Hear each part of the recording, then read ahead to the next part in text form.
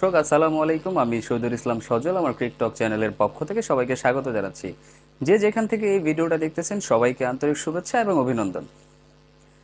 ভারতের 2 number team মানে ভারতের যে দ্বিতীয় সারির যে দলটা আছে সেই দলের শক্তিমত্তা আশা করি সবাই টের পেয়ে গেছেন। কোনো সন্দেহ নাই, একটা ম্যাচ জিম্বাবুয়ের সাথে যে সিরিজটা চলতেছিল, 5 ম্যাচ টি-20-র যে সিরিজটা চলতেছিল, একটা ম্যাচ অঘটন বলবো নাকি অ্যাক্সিডেন্টালি বলবো নিজেকে নিজে বোঝাতে পারতেছি না। ওই একটা ম্যাচ এখন প্রশ্ন করতে হচ্ছে ভারতের এই টিমটাকে, ওই একটা ম্যাচ হারারই কি দরকার ছিল? হ্যাঁ দর্শক, আমার মতো মনে হয় আপনাদের মনের মধ্যেও কোয়েশ্চেন আছে বা কোয়েশ্চেন আসতে পারে যে ওই পার্টিকুলার একটা ম্যাচ হারার কোনো দরকারই ছিল না ভারতের, কেন কিভাবে হেরে গেল, এত কম রান চেস করতে পারলো না ভারত, এইভাবে হেরে গেল। আসলে টোটালি একটা অবিশ্বাস্য একটা ব্যাপার ছিল সেই ম্যাচটার জন্য। তার পরবর্তীতে এই সিরিজের যে চারটা ম্যাচ তারা খেলেছে, একদম টোটাল ডোমিনেশন, কোনো জায়গায় কোনো বাদ নেই, কোনোভাবেই কোনো ছাড় নেই। যেই রানই করেছে বা যেই টার্গেটটাই তাদের সামনে দেওয়া হয়েছে অনায়াসে সেটা তারা কমপ্লিট করে ফেলেছে। হ্যাঁ দর্শক, দ্বিতীয় টি-20তে আমরা দেখেছিলাম ভারত 230 প্লাসের একটা স্কোর করেছিল, মেবি 234। অভিষেক শর্মার 47 বলে 100 ছিল। এক কথায় অসাধারণ অসাধারণ অসাধারণ যে ব্যাটিংটা করেছিল।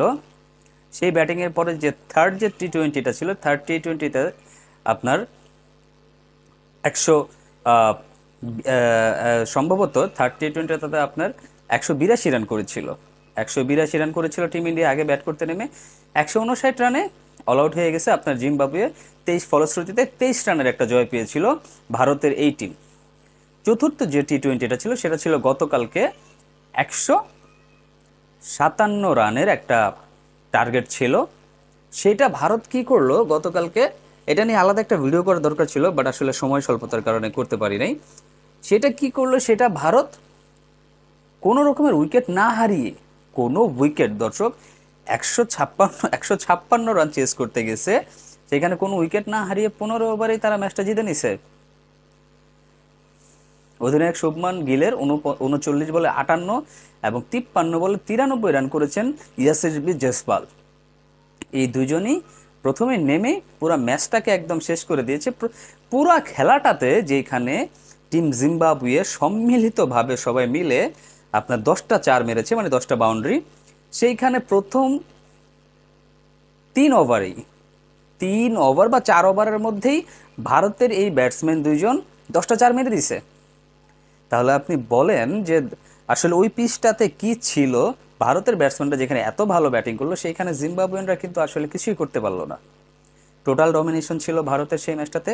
আজকের যে ম্যাচটাতে ভারত যাই হোক 167 প্লাস যেই রানটাই করছে ভারত, সেই রানটাও কিন্তু আপনার জিম্বাবুয়ে টিম করতে পারে নাই।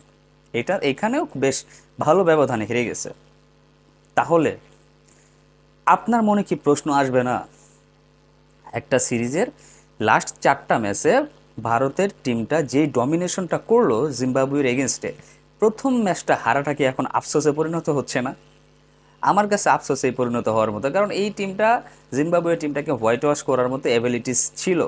কেন কি কারণে করতে পারে নাই, বা হয়তো বা সিচুয়েশন, ওয়েদার, পেশাদার প্লেয়ারদের আবার সিচুয়েশনই কি বা ওয়েদারই কি, আর পরিবেশের সাথে খাপ খাওয়ানোটাই কি, আবার বুঝে এটা সেটা কেনই বা হারলো। তবে যাই হোক, ভারতের এক্সপেরিমেন্ট যেটা ছিল এই নতুন টিমটাকে নিয়ে, সেটা অনেক অনেক ভালো কাটছে, অনেক ভালো কাটছে। নতুন নতুন প্লেয়াররা, প্রথম সারির প্লেয়ারদেরকে রেখে যেইভাবে খেলাটা খেলতেছে, নেক্সটে যারা সুপারস্টার হয়ে আসবেন, ইয়াসিরবি জয়সওয়াল বলেন, অভিষেক শর্মা বলেন, একটা সময় দেখতাম টিম অস্ট্রেলিয়াতে Adam Gilchrist, Matthew Hayden super duper জড়ি ছিল। বিপরীত পক্ষের যে বোলাররা থাকতেন তাদেরকে এক কথায় কচুকাটা করতেন, যেই আসতেন দুই সাইড থেকে, যখন ব্যাটসম্যানরা অ্যাটাকিং মুডে খেলতে থাকে তখন বিপরীত পক্ষের বোলারদের জন্য সেই অ্যাটাকটা ফেরানো অনেক বেশি টাফ হয়ে যায় দর্শক।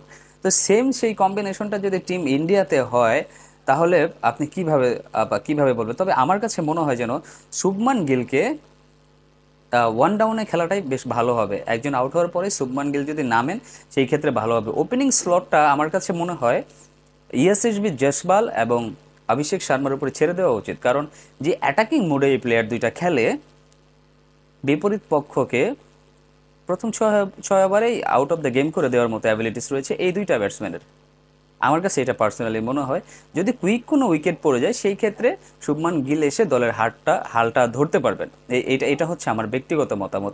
তারপরও যদি আপনাদের মনে হয় যে অন্য কোনো কিছু বলার বা অন্য কিছু বলার থাকে, সেই জিনিসগুলো আপনারা আমাকে কমেন্টস করে জানাই দিবেন। তবে দর্শক, ভারতের এ টিম আর বি টিম বলতে কোনো কথা নাই, এদের যে যোগ্যতা নাই এ টিমে খেলার বা ন্যাশনাল টিমে খেলার বা মূল টিমে খেলার জায়গা নেওয়ার যে ব্যাপারটা আছে, তারা যে মূল টিমে খেলতে পারলো না, তার জন্য কিন্তু এইটা বলতে পারবেন না যে এই প্লেয়ারগুলো ভালো না বা যারা মূল দলে খেলে তাদের থেকে কিছুটা খারাপ, এটা বলার কোনো সুযোগ নেই দর্শক।